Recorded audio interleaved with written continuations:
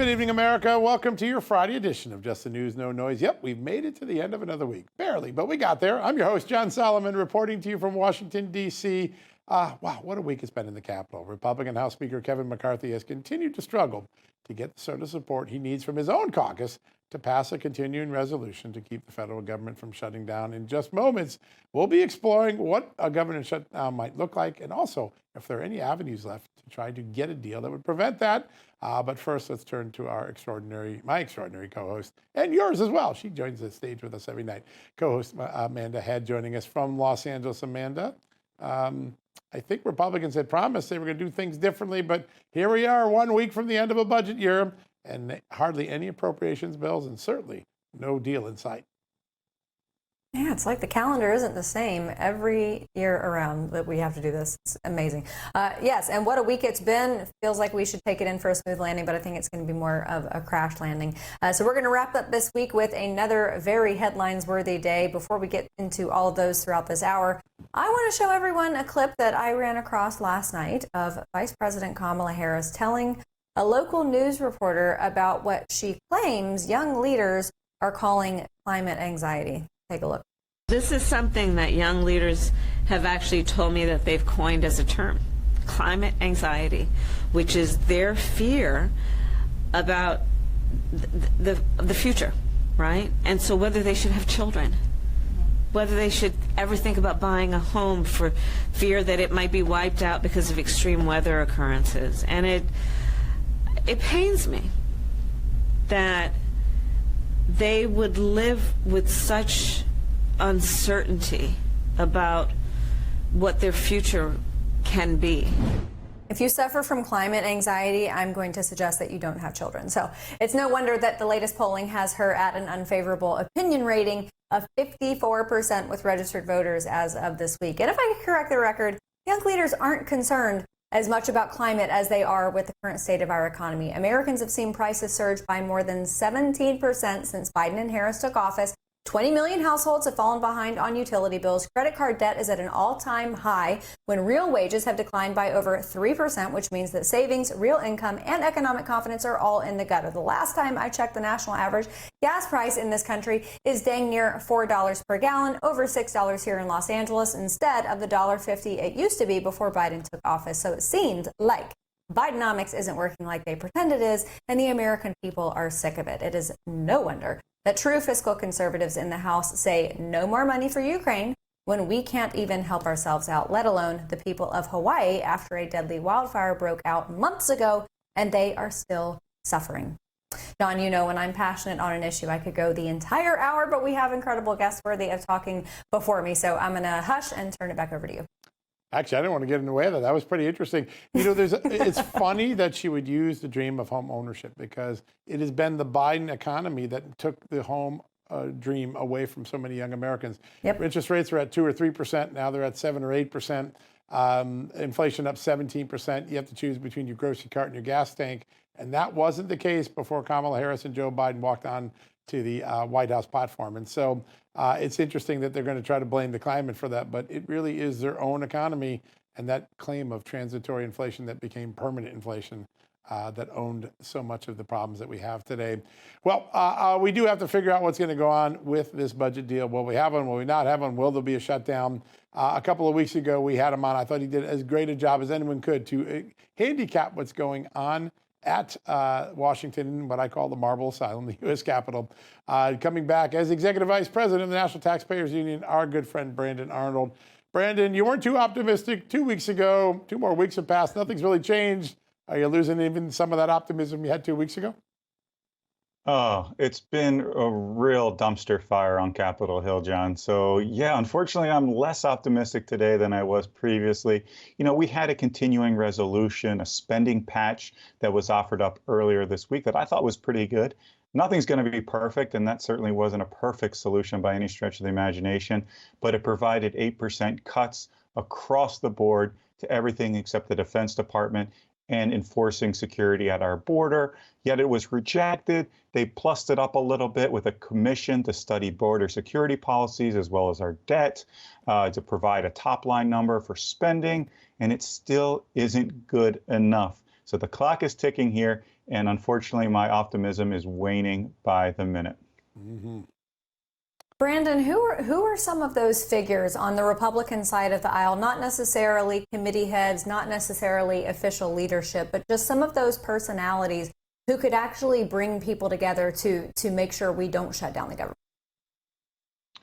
Yeah, the person that comes to mind right off the bat is Byron Donalds. Byron Donalds holds a really unique position within the House Republican Conference because he is close with a lot of members, moderate members, mainstream members, and the Freedom Caucus, of which he's a member.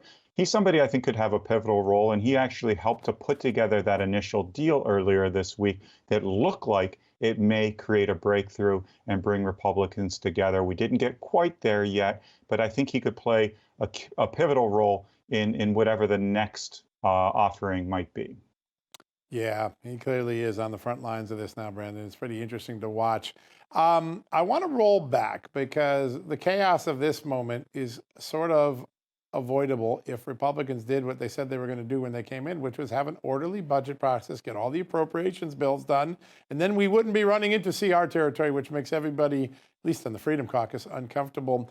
The failure to only get one appropriations bill passed, now you can't even get the defense one done, 1 week out from the deadline is exactly the opposite of what Republicans told the American people. How much danger do they have that they said, hey, we're the competent ones, and they come out looking just like the Democrats of last year? Yeah, it's a huge political liability. Amanda was just on an amazing roll talking about all the problems that we're facing due to Bidenomics, due to the fact that they've spent too much, they've regulated too much, they've acted in such an irresponsible fashion. Republicans are supposedly the counter to that, right? We are supposedly the party that is going to actually reduce spending, that's going to work toward balancing the budget. And Chairman Arrington of the House Budget Committee just passed a budget, unbelievably, that would start to put us on that path to balance. So all of these things that are been a part of Republican rhetoric for many, many years, if not decades, the proof's not in the pudding here, because when they actually have an opportunity to exercise these principles, to flex their muscles and put together a proposal that runs counter to some of these horrible policies that have put so many small businesses and families underwater, they completely shot themselves in the foot, and they're squabbling like a bunch of high school girls right now. It is really embarrassing. They still have time to get their act together, but like I said, the clock is ticking. We're running out of time here before we shut down. Yeah. Brandon, I wanted to ask you, I mean, you look back at something like the Fiscal Responsibility Act. If there is a consensus that is to be had and this passes, a House deal passes, is that going to strengthen McCarthy's position with negotiations? And I also wonder about the relationship that's going to possibly diminish between he and some of those factions of the Freedom Caucus who really held his feet to the fire in the beginning of January. Yeah, I mean, I think you hit the nail on the head, particularly with your first question there. McCarthy has very, very little power with regard to negotiations with Schumer and with Biden if he can't bring his conference together. And just like we saw with the Fiscal Responsibility Act, nothing was moving at all. Nothing appeared to be happening on a positive side of the equation. It looked like we were just going to get a clean debt ceiling increase, which would have been a real problem. And then at the last few hours here before the clock struck midnight, the House Republicans reached a deal, completely changed the political dynamics in Washington. All of a sudden, McCarthy had a ton of negotiating authority, and all of a sudden, Biden came to the table and made some significant concessions. Again, that bill wasn't perfect. I liked it, but there were a lot of problems with it we could get into for hours and hours here. But it did put into place some spending caps, and it did supposedly help to urge Congress to engage in this appropriations process, which John just spoke to the importance of it for responsible budgeting and for achieving some sort of fiscal responsibility. Yet, even after that victory that Republicans scored, there's nothing but squabbling and infighting right now, and that really needs to come to an end. So as you look out, because you've been through a lot of these battles, you know the history, you know the players, I think you have a good sense of the sentiments on the Hill.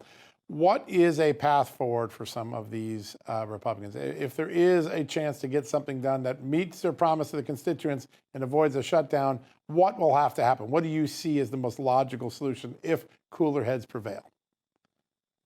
I mean, I think the first thing that's going to happen is they're going to see some really aggressive saber rattling from the moderates, and we've already started to see that this discharge petition.